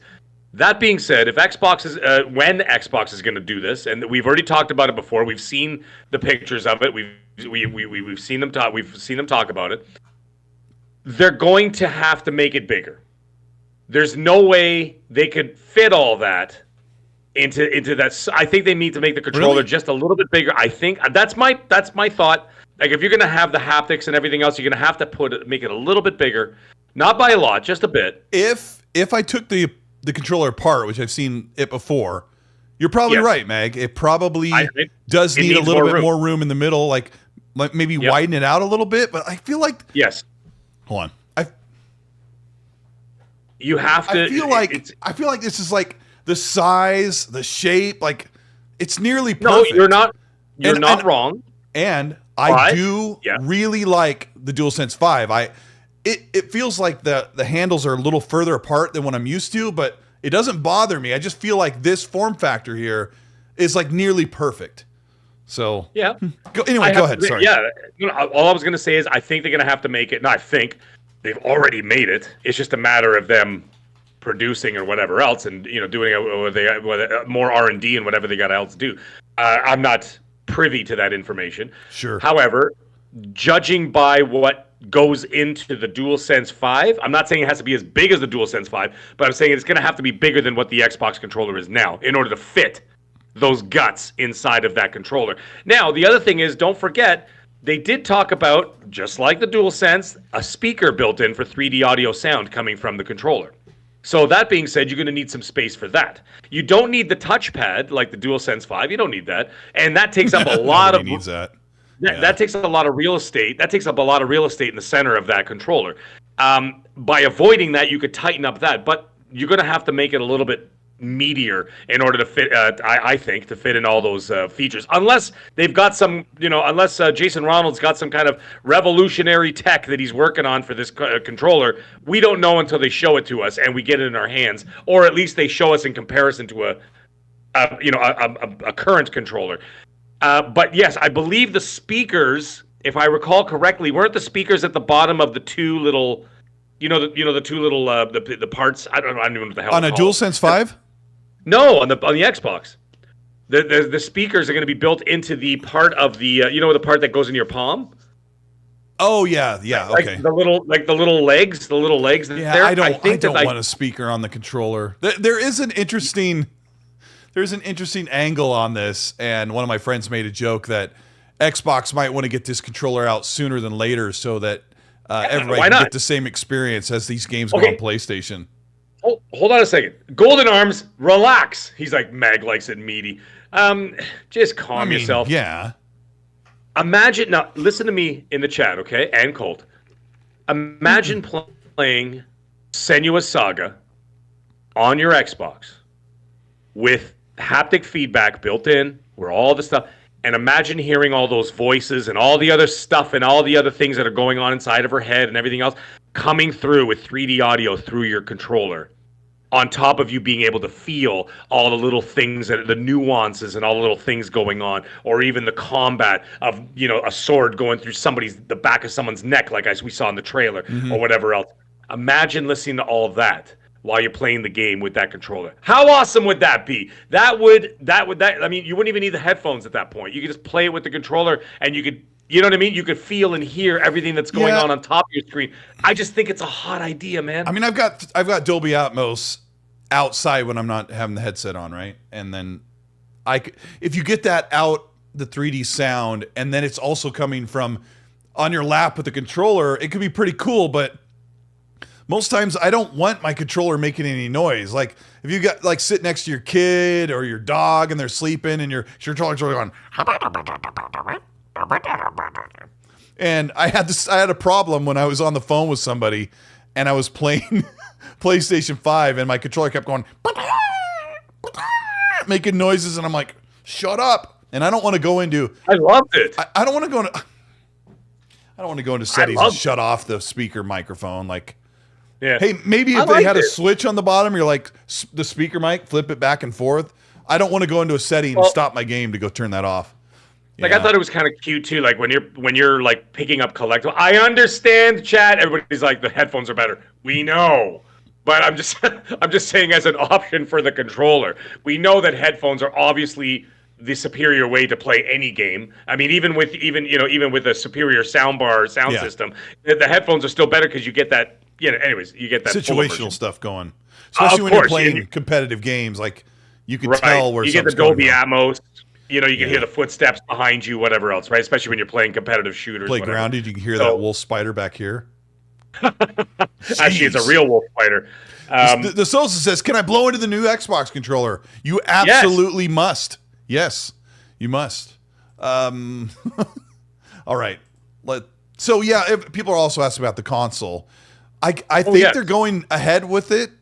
I would assume they're going ahead with this Digital Series X, and according to I've heard people people who are trying to report on it, who are still saying that it's still a cylinder at this point.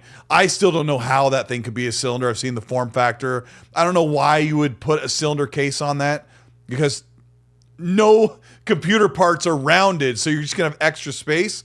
Maybe that has channels for more airflow. The Series X, and they'll snag probably 30 million people over the life cycle of that console. That's an easy way to into the ecosystem. And if you're hardcore and you only want to play on console, you'll have that. But you'll have the whole thing, like my game only has this special game that's only playable here, is kind of a product of the old hardware that had its cartridge that didn't fit in the other one. And it's been slowly dissolving away. We've kind of enjoyed the traditional console war for the past 15 years, but I think that's soon about to change. Nintendo, speaking of which, Nintendo has always fashioned themselves that their console and their games, they market them and they treat them like a toy product as opposed to hardware and software. It's not a technology. They treat it as a toy product. So that's why the 8 years later, some of the games are still $70 because they don't depreciate in value because they're basically the same. A teddy bear 8 years ago could still cost the same then as it does now. And they do it the same way. They treat it the same way. They market it the same way. And that's the way they model their business. Yeah. Now, Sony, Microsoft, and PC, it's a little bit different. Sony's a little bit slower on the uptake. However, they don't really have to adjust as quickly. Right. Well, Steam is fine. But they don't have to adjust as quickly as Microsoft because Microsoft is losing that battle. And as a result, they're pivoting quicker to push the technology forward because they need to play catch up more so than the other guys do. So that's why you see that Sony is going to do it, but they're taking their time because they're still selling. Kings of that market. And here's what's going to happen, Mag. If we see this new Switch or whatever they call this new, we all predict it's going to be a handheld game or a console like the Switch, right? Whatever this thing is, it's supposed to be on par with the PS4. I hate to break it to you guys. That power, the console of a PS4 power, is very capable of playing the majority of games. So if Nintendo comes in with a super lava hot, fiery, hot selling console in the summer or the fall that also can play the majority of AAA games, there might be some that don't miss it or that miss it, but the majority of games would be playable on this new Switch. You'll see a vice grip on the nuts of PlayStation as they see like, oh my gosh, Nintendo's going to continue out-consoling us, and they're going to start eating into our bread and butter, which is people buying everyone else's games on our PlayStation 5. Am I right or am I wrong? No, you're right. And you might see, maybe not right away, but maybe 6 months later, 5 months later, you might see a Call of Duty, a version of Call of Duty on that console. I think you're going to see it. I think you might see it next year or possibly this year. Call of Duty. So that being the case, you're not wrong. Like it'll eat into the profits of people that are saying, well, I can't play those games on my Switch, so I'll buy them on my PlayStation, assuming that they have a PlayStation and a Switch, right? Let's say this, Mag. Let's say this, let's pretend Call of Duty Black Ops 3 Gulf War is being ready to the port for the new Nintendo console in 2024 holiday. Okay. PlayStation now has to deal with Nintendo Switch users playing on Call of Duty, if it runs really great, which a PS4 version or PS4 Pro version of Call of Duty runs and looks amazing, right? So now Nintendo Switch 2 is going to eat into their Call of Duty customers. And Game Pass people were like, I could play Call of Duty all month for $15 and then just get my fill after December and just be, I'm out. Like, that has got to be scary for PlayStation. Sure. They don't want that, and that's why they're going to have to. Well, I'm not going to talk about their game plan, but that's something they're going to have to explore on their own in terms of the future of what they plan on doing. But we'll also see the adoption rate. We'll get into that on another show, I'm sure, about the adoption rates or whatever. Because let's not forget, and if someone's already in the ecosystem with all their friends and all their skins and all their this and all their that and whatever, I don't see them just ditching what they already have and then going off to somewhere else because you can play it on a subscription service. It'll be very interesting, and I talked about it with a few other people. I'm very interested to see what the next 2 years are going to be like in terms of adoption rate of Game Pass and into that ecosystem. Now, the other thing, I was going to mention this about 5 minutes before your speech there, when we were talking about no. I'm sorry, Meg.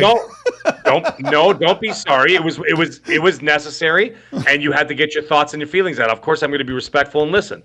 But there's one thing I forgot to mention is that if you look at what's happening now, and I know that a lot of people have been talking about it, and I've noticed it as well.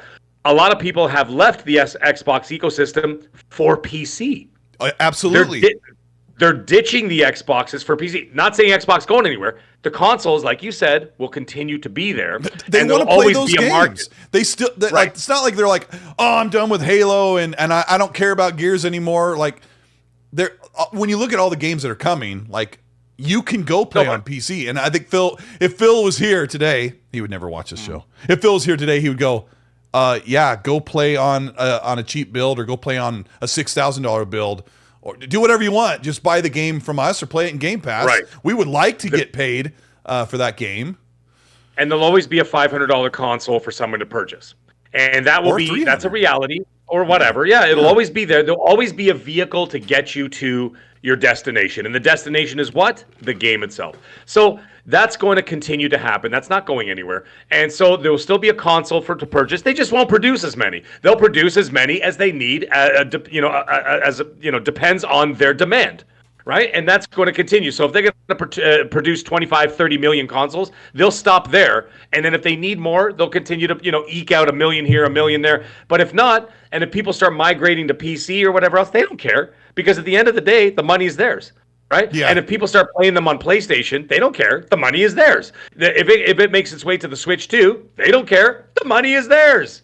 Yeah. How many times, you know what I mean? Like that's where this whole conversation started. The money is going to filter to Microsoft, and Microsoft, that's all they care about. They don't care about Joe Blow's feelings on Twitter. They care about, are you paying for their product? Right. Yeah. That's all they care about. Meg in the chat says, Colt's just saying this because he plans on a pony flip in the future. I was having a conversation with a friend about who's going to flip and who's going to flip-flop to become like the ultra pony if Xbox starts putting their tentpole games eventually on a PlayStation. And I've always said, if Xbox does this, they're going to wait a year or two and put games out. Like they'll launch and they'll get their sales. And then they'll say, all right, team, start working on that PS5 port, and they'll eke out a few more sales. Because the end game is for Xbox to become like the place, the provider of great games. And as much as I love consoles and I like the things they do and their convenience and the features that make it so amazing, like Quick Resume, which Quick Resume makes it better than PC in so many ways, so many different times. There's just things that are so great about a console that if Xbox will continue to make one, and I'll buy every single one of them because I'll play most games there where everything is so easily accessed, and then I'll subsidize that with the PS5 and a PC. I mean, just how I play games, and I'm not going to sit here and fight a tired 2010s console plastic war when PlayStation is already beating Xbox in that market, and then a console I don't even play on, a Nintendo, is beating PlayStation at their market. Like, it makes no sense to me. So when people say things like, take the L, stay in last place, I'm like, last place what? Like, this is about the games. If you look at my channel, most of my videos are about studios. They're about the games that are being built, the partnerships for games, because at the end of the day, it's hands-on playing games and enjoying them. And Xbox happens to make, Magnum, this is for you, buddy. Xbox makes my favorite games. And I like a few PlayStation games, but I like way more Xbox games, and I just like playing there. So why would I pony flip-flop? It's ridiculous, but I won't. Where Fable Pocket says, don't the console sales increase Game Pass subscriptions? Yes, they do. Yes, they do. Think, yeah, when they sell a console, the people jump into Game Pass, but I think Mag would agree, the real thing that sells Game Pass to people is what? First of all, the games themselves are the ones they're gonna have to be what sells them. And the thing is, tell me what sold people on Game Pass in 2022, Mag, if you can remember back. What was selling people to Game Pass? Anything? Nothing? Do you remember? Not much. Not there a whole weren't lot. Games, right? There weren't much of anything in 2022, and very few, which was a foolish move. Very few third-party deals, which they had the opportunity, and we talked about that. There were 5 or 6 big titles that came out that were just tailor-made to go into Game Pass, and they never went in there. And that's a foolish move because that was the kind of thing they could have said, "Hey, you know what? We don't have much coming out. Drop the bags off where appropriate into appropriate places and get these games in there day and date," and they would have made a splash to carry you on, until the first party was ready. They sat there and did nothing, Mag. They sat back, and what had happened? They went stagnant. Yeah. Special Nick says the console represents the vast majority of Game Pass subs. I agree. I think he's right. I think it might have been something that was reported in the court documents, but we also personally agree that would be the case anyway. That yes, the console represents the vast majority of game subs, but you're not going to sorry, I apologize for this analogy, but you're not going to grow your channel without great content. And sometimes when I do a lot of podcasts, sometimes it's like the real big videos that people get really excited about that grow the subscriptions way faster. And you saw Game Pass probably got that growth when Forza and Starfield came out. So this year they've got 6, probably 8 first-party games that are coming from their studios. You'll actually see Game Pass do an uptick because that's so important. Game Pass is not sold on, hey, is the console fun? Does it have quick resume? Like that doesn't sell Game Pass, No, it doesn't. It's the hot games. Like, for example, I'll take another example. Netflix. I haven't watched Netflix in months and months and months, and I realize I'm waiting for shows that haven't what am I doing with Netflix? The only reason why I still have Netflix is because my kids watch religiously, right? So that's the only reason why I haven't watched it. So if I was living alone or you know what I mean, and they weren't part of the equation, then I wouldn't have subscribed to them because they have nothing going on. We're waiting for our Cobra Kais. We're waiting for our Stranger Things. We're waiting for whatever other the hot series that are on the. Other than that, it's not enticing enough to keep. And I'm watching it; it's just dwindling into nothingness. Amazon Prime is and Paramount Plus are beating the pants off of them right now. And of course, HBO. HBO has incredible content, and that's why they continue to do what they do. But Disney Plus is floundering. And it's because they have crap content, or just not enough good content that not enticing people to go in. And the same thing with Game Pass. You're going to have to do that. Now they are moving in that right direction because I said that in one of my tweets. I said this is what they've had to do from the beginning: is you want to get those normies, because the normies is what going to make your number grow, not the hardcore. The hardcore's already there. Yeah, the hardcore's not going to unsubscribe either. Yeah, the hardcore's there. They're not going to make you grow. You need the normies. So you know what you do to make the normies grow? Call of Duty. There's your number one, right? That's your number one normie move. That's where you get all the normies and the bro shooters, whatever else. Okay, and then the other one is you finally got your splash with a pop culture icon like Indiana Jones. What happened after they announced it? Indiana Jones was trending all over the world on social media. Okay. That's how you get it out there, and that's how you get the normies' attention. You don't get it with any of those other games. Might be great, and they are great, but you're not getting the attention of them, and they're the ones who are going to make everything grow. And so now they're moving in the right direction. You got your Indiana Jones, and now you got your Call of Duty. Great start for 2024.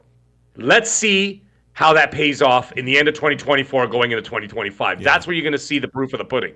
And then they got to continue to do so and back it up with excellent content. Because once you get the normies in there and say, all right, I'm here for Call of Duty. What else do they got in here? And then you start moving around and you start looking from tile to tile and you see the games. And those games got to hit. Because then if that guy says, you know what, that looks interesting, clicks on that, downloads that game, and if that game is hot, that guy's hooked. He's now a Game Pass subscriber for who knows how long because you've hooked him with that other content. I've Delilah HD's a good friend who's in the chat says, I need a source for real. I think she's probably talking about where we're getting this idea about third party. And I gave that whole long speech, but I also should say where I really feel is the real true possibility that this really all could stem from Satya and Tim Stewart saying, we got Activision Blizzard. We internally plan to put most of their games in the status quo as a multi-platform. But if you ask them like, hey, like what about, Xbox Game Studios and Bethesda? They'd be like, let me check. Oh yeah, those are mostly going to stay exclusive and, for the new releases. Yeah. Thanks for asking, right? And that could be the real possibility. Like they're going to grab something like Sea of Thieves and Hi-Fi Rush and the occasional game, like one every year or two, I don't know, like a couple of games will just become multi-platform because the studio said, hey, it'd be really great. It's a service-based game or whatever. Like it could really truly be that at the end of the day, Activision and Blizzard stayed mostly the same and almost all Xbox games never went to PlayStation. That could be the actual reality. But the reason why I give the whole speech is that if Sea of Thieves goes to PlayStation, people are going to feel a certain way. And then you're going to have a bunch of people on the PlayStation side saying, oh, Indiana Jones looks cool. Yeah, I'll just wait and play it on my PlayStation. They may not truly mean it, but that converse that goes online is hurtful. It doesn't get anybody anywhere. It's dismissive of great games that are coming out. It's meant to troll fans. And I'm just kind of preparing people that you can't sit there and just fight the plastic war when Nintendo's beating PlayStation and PlayStation's beating Xbox. It doesn't do anything. And if games go wide further, like you were talking about, Mag, like if they put a couple games here or there on extra consoles and that money funnels back in, and then High Moon Studios is like, you know what? Now we're ready. We're ready to do a Transformers game because we've got all this money funneling in. We're not, because people are getting laid off left and right in this industry. So Delilah, that's kind of where it goes. And I am fully aware that all of this stems from people like Nate the Hate saying, hey, I heard they're going to do this and this. And that's it. But it's like where the fire starts, you wonder where it's going to go next. And what Mag and I have tried to do is, and we didn't even talk about this behind the scenes, it's just how we are. We just want to tell you guys, hey, look, this could be the logical outcome, and let's look at it reasonably, and let's approach it as real gaming fans without freaking out and saying, I'm switching to PlayStation, I'm going to go sell my console you already bought. Does that make sense why I'm saying it that way, Meg? No, you are. It makes sense. And the thing is, I was gonna add in there when you were talking about those games possibly going here, possibly going there. And when Phil said what he said, and of course what Satya said what he said, and what the CFO said what he said, when it all comes down to it, when they say by game basis, they're not going to pick those games before they come out. I think that what's going to happen is it's all going to be based on the success or failure of those games and the engagement of those games. That is when they're going to make the decisions. And that's why it's going to take 6 months, a year, 2 years before you see that some, not all, before everybody loses their mind. Some of those games make it onto other platforms. It will be based on its performance. And that's why they're waiting. That's why they're not going to... They could easily make a PS5 port of whatever, of Indie Jones, that could still release at the end of this year, right? Mm-hmm. They could still do that.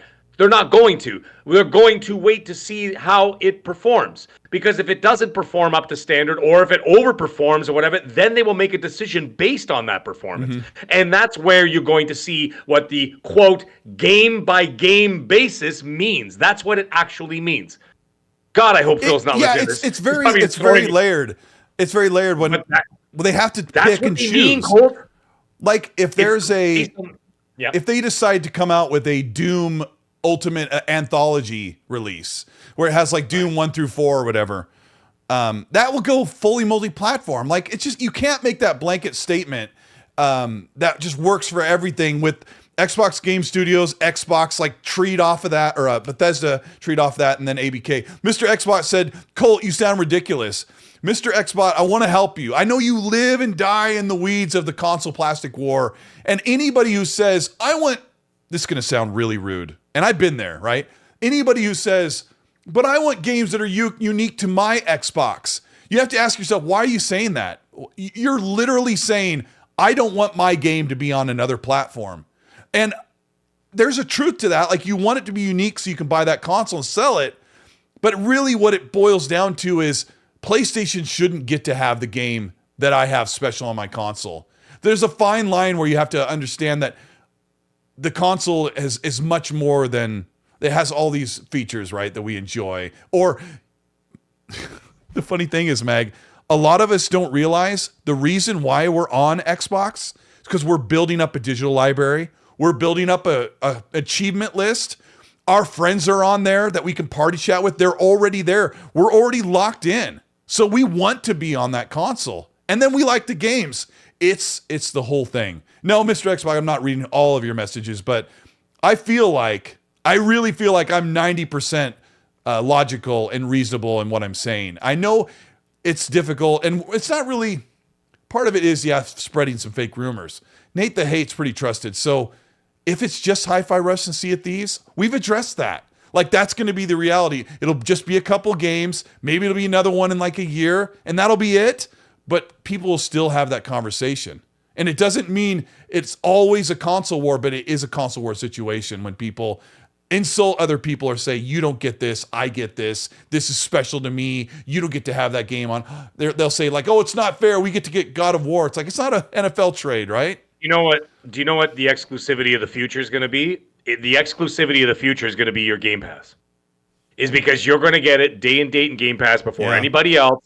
You're going to get it for a subscription fee, where someone else might get it a year later and have to pay $70 for it. So your exclusivity, not all, but I would say that the term exclusivity is going to be your subscription service of Game Pass. That's how it's going to continue. So the thing is, as a consumer, then it shouldn't affect you any other way. If you're going to get it there, because Microsoft has said multiple times they're going to have it on multiple avenues, and it doesn't just mean their ecosystems. It will for now, but it will not be that like that forever. And that's why you buy a publisher.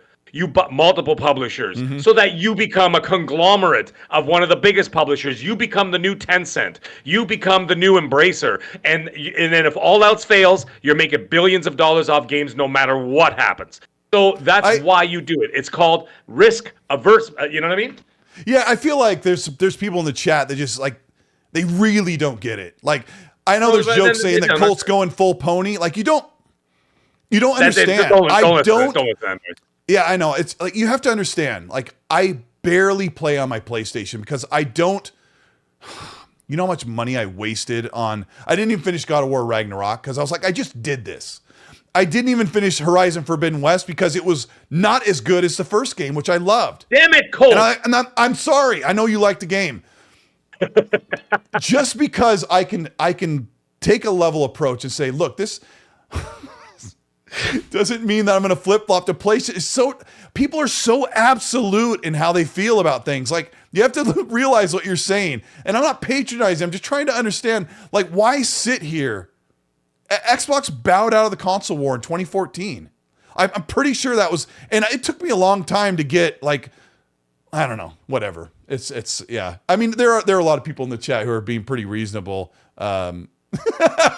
The red Colt Dragon. I just read that. I know it sucks. The red Colt Dragon. I had a conversation with Gaz today. We talked on the phone, and he was like, Colt, you're at the fifth stage of grief where you've come to the full acceptance of it. And I'm like, and he was in the trenches fighting with a toxic PlayStation fan who's had me blocked for 7 years. Blocked me, right? And he was arguing with him about PlayStation versus Xbox console. And I'm like, you can't sit there in the gutter with somebody like that, fighting that eventually Xbox is going to outsell PlayStation consoles. Like, that ship has sailed. Like, that's a totally different metric, because you don't have to buy an Xbox anymore. Like, people wonder why they sell 30 million on the precipice that you don't even have to have the console, which is pretty impressive. And I'll always play on the console. Even on PlayStation, when they go with PC, I'll probably play most of my games on the PS5 for their games as well. So, yeah. Jay Dredd says he's joking. I know you guys are kidding around. And I'm sitting here, like, it sucks to hear it. It sucks to hear people talk about the possibility of things changing, but the market is changing. This video from the market is changing and people aren't ready for it because people don't like change. I get it, but you're going to have to embrace it at some point. And that's why they're drip feeding you information. They're doing that specifically, like I said before, they're putting the pillow down before they push you off the bed so that you don't hurt yourself. That's exactly what they're doing. And they're releasing it bit by bit, just like the government does. Same bullshit. They bit by bit, so that when they finally go, oh, by the way, there are aliens, they're right here. And then it's like, people don't freak out because they've been hearing about lizard people for like 20 years. They're drip feeding you in. I'm just joking. Or am I? I agree with you because PlayStation, you know what I'm saying? You're right when you said earlier, like a half an hour ago, that PlayStation is doing it way slower because they don't need to make a rush. They don't have to. They don't have to. Yeah. Hey, we got a super chat from our buddy. I got a couple. I'm kind of behind here. Let me read this one that just came in from Face 23. He says, Colt will flip to PC before he goes to PlayStation. I'm already on PC, but I guarantee you I would easily rather play PlayStation's first-party games on their console with their controller before I just go and buy it on PC. But, you know, I could play those on an Xbox controller, but why not? I'll just go play it on the PlayStation I already bought, and we'll see. And I'll play, and in the future, I will continue to play Xbox games on an Xbox console. I'm not interested in PC. So yeah, I will be one of that. I will be part of that future. We're going to call it the future minority that are still going to buy the console because that's how I choose to consume my entertainment. And I'm still going to play on an Xbox console or a PlayStation console, a Nintendo console. I'm not going to move to PC. So, but a lot of people are migrating in that direction because for them it makes sense. For me, I'm just not interested. Yeah. So I will continue doing what I do. If you know me, I play a few games on PC every year. Sometimes I play old games. Sometimes I get brand new ones. And Face got me. Like, he's right because in a certain way, because I played Death Stranding on PC when I could have played it on my PlayStation a long time ago. But it came to Game Pass. I'm like, I can experience this game. I'm not sure if I'll like it. Like, basically for free. So, you know, hey, do more of that. Would you, PlayStation? Put games on Game Pass. That's why I play MLB. Spartan661 says, the brand new Duke Controller 4 for us who have man hands. That Duke was the most ridiculous thing ever created. I could have killed somebody if I hit them with that Duke controller. Gosh, way too bloody big. Hey, I mean, prototype was even worse. It was ugly as heck. Christ. The doctor with the Canadian...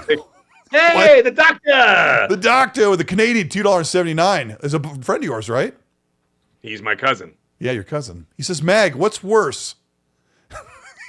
Animal Crossing or Buff's Kicker? What's Buff's Kicker? What the hell does that even mean? What does Buff's Kicker mean? He's probably texting wrong. But whatever Buff's Kicker is, I'm still going to say Animal Crossing. Okay, what's worse, Animal Crossing or Palworld? I don't know. They're pretty equal, man. Pretty equal to me. What a hater.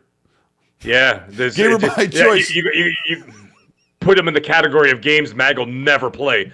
Carry on. Gamer by choice, thank you for the $2. He says, I shut off haptic on my PS5. It was annoying.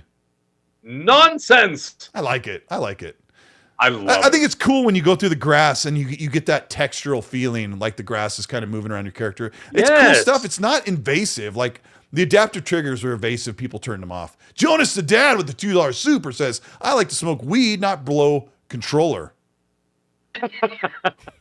Well, why don't you blow weed in the controller? Maybe it'll like the dude that vaped into a Series X to make it look like it was overheating. Jonas the Dad with the $2 super chat. Yeah, I got that one already. I just like to say his name. Yeah. Spartan661, thank you for the $2 super chat.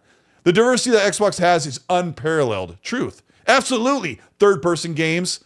Believe it or not, half of Xbox's games in the past and upcoming are actually third-person. Third-person games, racing games, fighting games, first-person shooter games, first-person adventure games, RTS, 4X, RPGs, building games.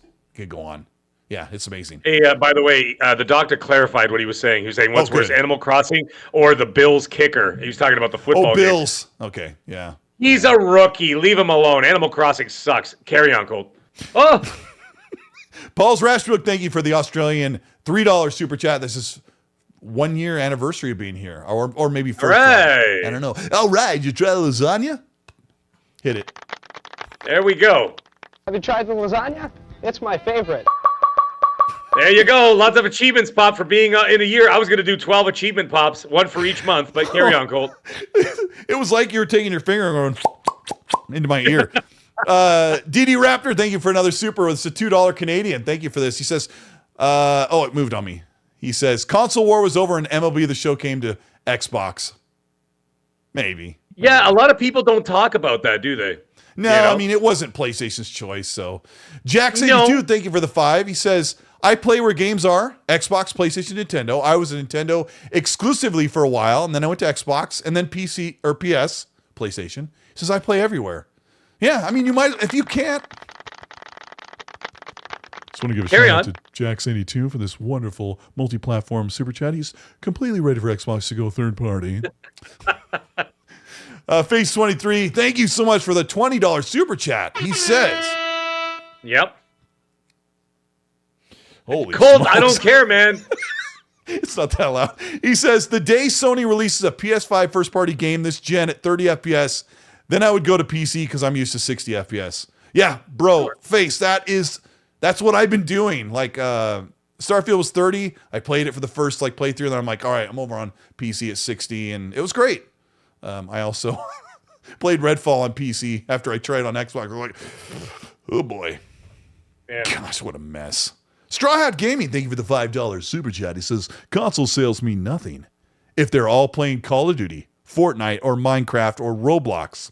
Over there, most Sony players don't even buy their games.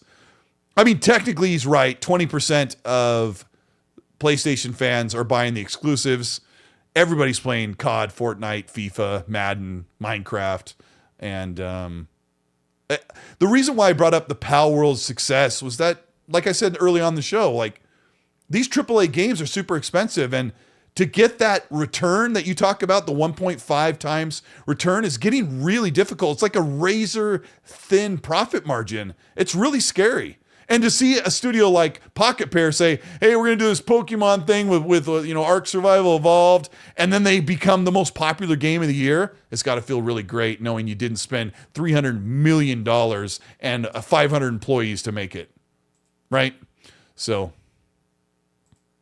anyway. Mag, you're still here, aren't you?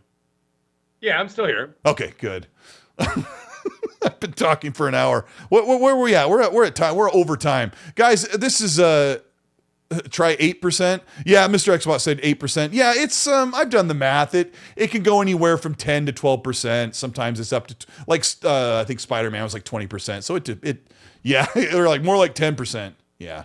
It depends on the game, but for the most part, you guys are right. It's closer to 10 in that number.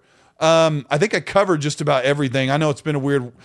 I really hope you guys forgive me for the rants and the speeches, and Mag was here to keep me in check, I suppose. But I think we had an okay show with very terrible internet. Sorry about the buffering and everything. I did everything we could over here. I'll just go knock down a internet tower and rewire it or something later on. Meg, what do you have planned for the rest of the week? What are you doing? Well, I'm gonna do some more. Well, I'm gonna do some more gaming this week. See what more drama unfolds as the week progresses. Because I got to tell you, the first 3 weeks of January has produced more news than the last 2 years combined. It's been a wild start to the year. So I look forward to more interesting news, and we'll see how things are going to shape up in the gaming world. In the meantime, I still got a mighty backlog to get through, so I'm not going to.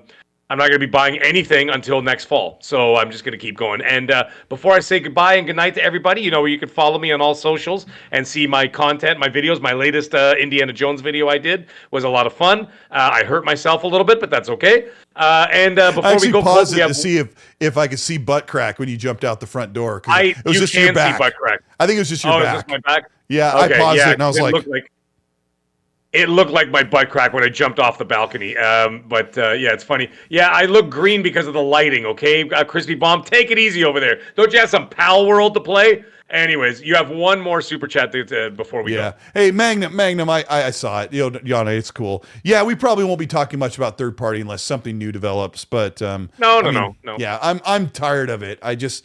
There was just a whole argument that I want to cover. J-Dread, thank you so much for the $5 super. He says, do you think we'll get an Indiana Jones themed controller in the fall? I would like that. I'd like that. Yeah, I think we will.